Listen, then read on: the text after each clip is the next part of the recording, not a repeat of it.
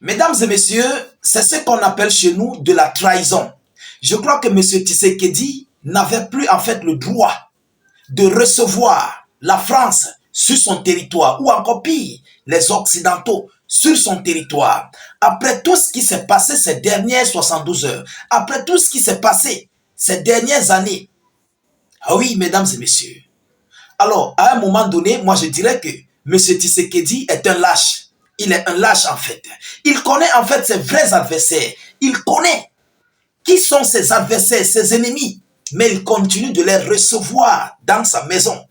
Mais à un moment donné, ils vont vous enfermer dans votre maison et ils vont mettre la chose, ils vont mettre la fumée là-dessus. Vous allez aller au repos éternel. Ah oui.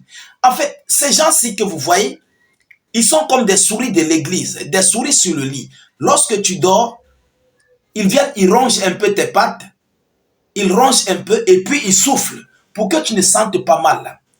À chaque reconquête de territoire que le M23 et les forces rwandaises, avec l'appui de l'Occident, font sur l'est du Congo, il y a toujours une diplomatie qui arrive sur le terrain pour essayer de calmer la tension.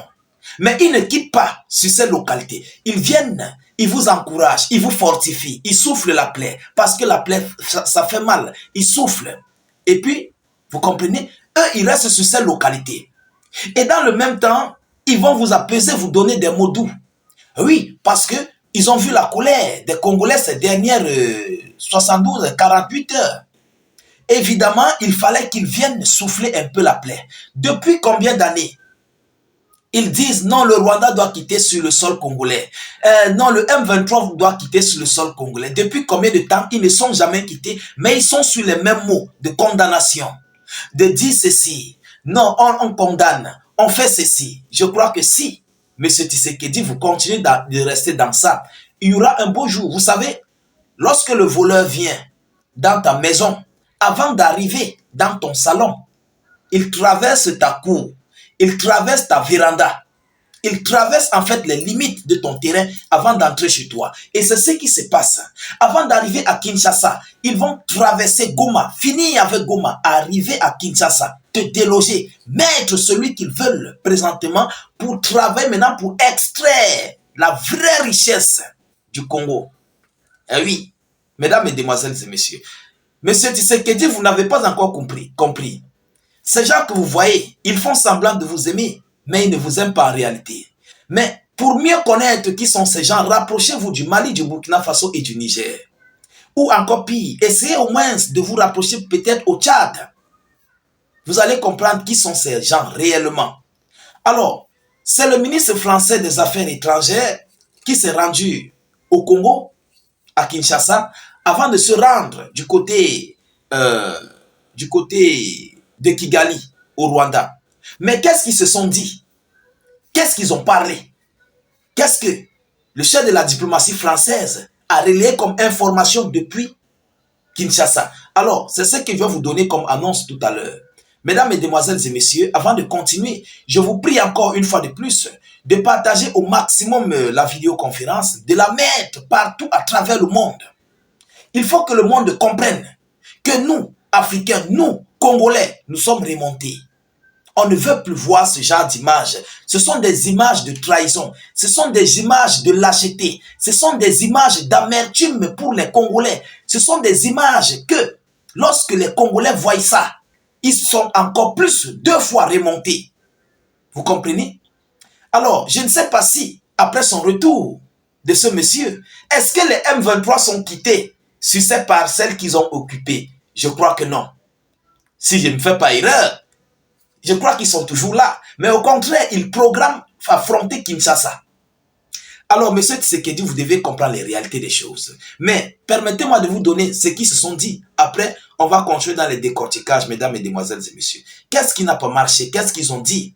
Alors, la France appelle les forces rwandaises à quitter instamment le pays congolais. Paris a appelé ce jeudi les forces rwandaises à quitter instamment la République démocratique du Congo et le groupe armé M23 qu'elles le soutiennent à se retirer immédiatement des territoires dont il a pris le contrôle. Le ministre français des Affaires étrangères, Jean-Noël Barrot, est arrivé à Kigali, au Rwanda, après être passé par Kinshasa pour discuter de la crise dans l'est du pays. Mesdames, Mesdemoiselles et Messieurs, la France appelle les forces rwandaises à quitter instamment la République démocratique congolaise et le groupe armé M23. La souveraineté et l'intégrité territoriale de la RDC ne sont pas négociables, selon monsieur, selon les voleurs. Moi, je les appelle les voleurs. Vous comprenez? La souveraineté et l'intégrité territoriale de la RDC ne sont pas négociables, a déclaré à la presse le porte-parole de la diplomatie française, Christophe Lemoine, selon qui le ministre Jean-Noël Barrot est attendu à Kigali après s'être rendu à Kinshasa. Le ministre français des Affaires étrangères Jean-Noël Barrot est arrivé jeudi à Kigali, au Rwanda, après une première étape à Kinshasa, capitale de la République démocratique du Congo. Ces visites interviennent quelques jours après l'offensive des terreaux M23 soutenue par le Rwanda à Goma, principale ville de l'est du pays. Comme l'avait fait le président français Emmanuel Macron lors d'un échange téléphonique avec son homologue rwandais.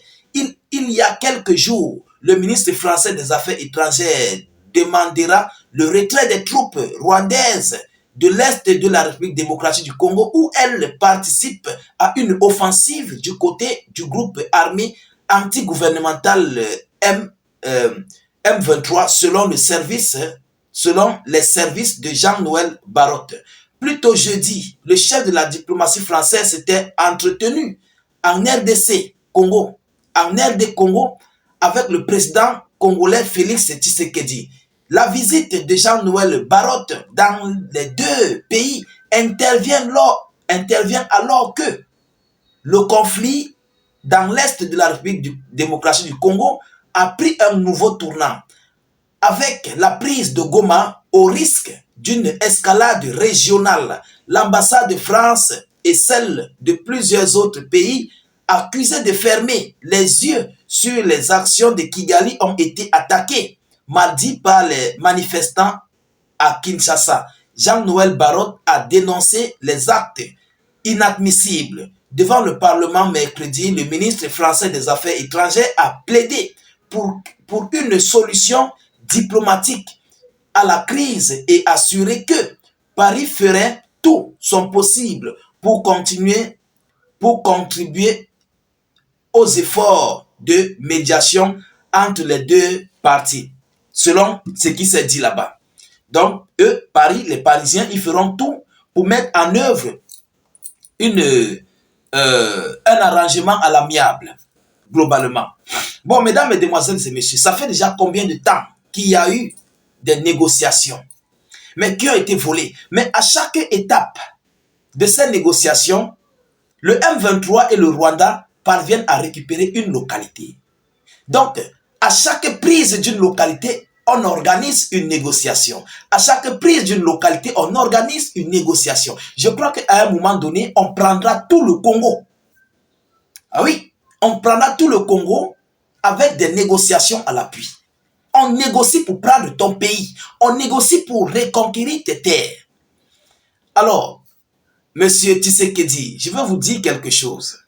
Vous allez m'excuser, parfois les vérités sont bonnes à dire. Vous comprenez? Alors, je crois que lorsque quelqu'un t'attaque avec des armes, attaque-le aussi. Il faut l'attaquer avec des armes. Ah oui, il faut l'attaquer avec des armes. Eux, ils t'attaquent avec des armes, mais ils viennent souffler dans les négociations. Mais sans libérer tes localités, sans libérer tes terres, qui est perdant? Et après, ils vont t'attaquer. Et lorsque tu vas vouloir te lever pour de vrai, il se fera trop tard. Ça serait déjà trop tard, M. Tshisekedi. Ils vont t'envoyer au repos éternel. Tout ce que tu as bien, comme bien en Europe, ils vont geler. Ça va rester pour eux. Tu crois que tes comptes bourrés en Occident, tes villas, tes voitures de luxe, c'est pour vous? Non. Vendez ça dès à présent et mettez-vous à la bataille.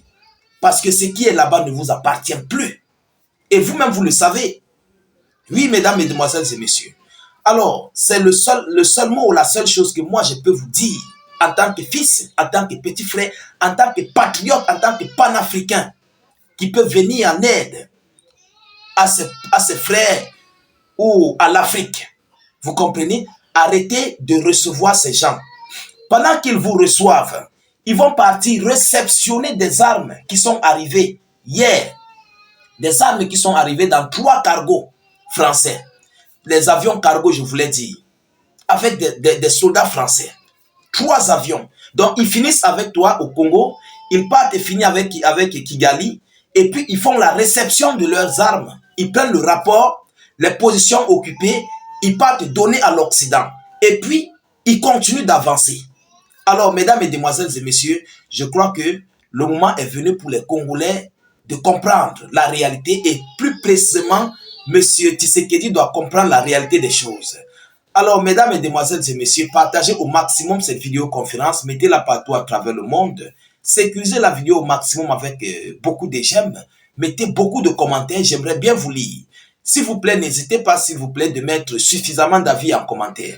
Même si vous n'avez rien à écrire, mettez salut état d'urgence en commentaire ou encore vive la paix dans le monde. Je vous reviens tout à l'heure pour une prochaine série d'actualités. Soyez encore salués une fois de plus. Ciao, ciao.